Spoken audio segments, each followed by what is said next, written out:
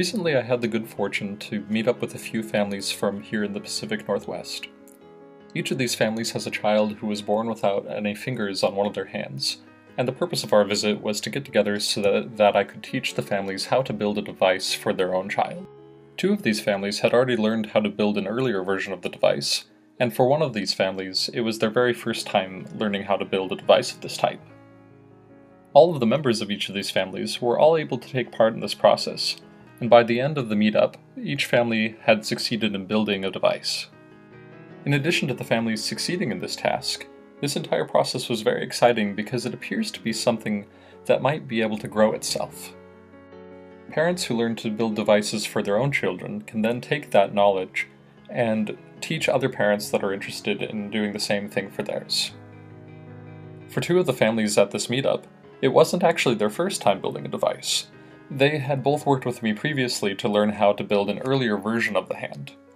And the members of those families that had been involved in the process helped to teach the third family, who was completely new to building one of these, how to build the hand for their child. So it was very beautiful to see the families that had already learned some of these steps transferring that knowledge to a family that was new to the process.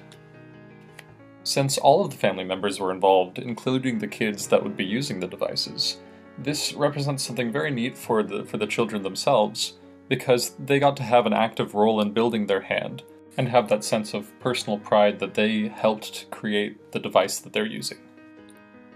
Now that 3D printers are becoming more accessible, all three of these families have a means to gain access to a printer to be able to produce the parts for future hands. One of the families has purchased a low-cost printer to keep at home, and they're learning how to use it. The other two are locating printers within their communities for the future hands that they'll need to build for their kids.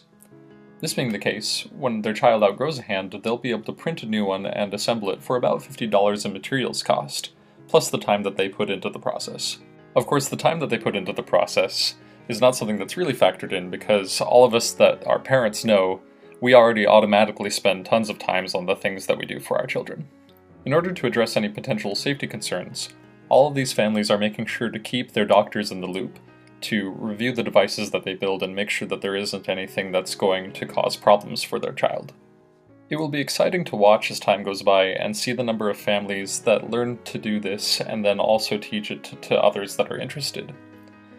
The families here in the Pacific Northwest have all been inspired by this, and they now have a desire to go back to the different cities that they live in, to locate people in their area, and then to share this knowledge with them so that they can continue to spread it to people that could benefit from it. It's a very beautiful thing that by learning to do this for themselves, they will eventually be able to do the same thing for others. You know what I like about doing this together? What's that? We get to meet other families. No, yeah. This is amazing. It's just weird. You don't feel so alone, you know?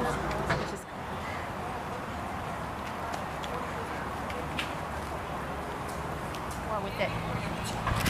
There you go.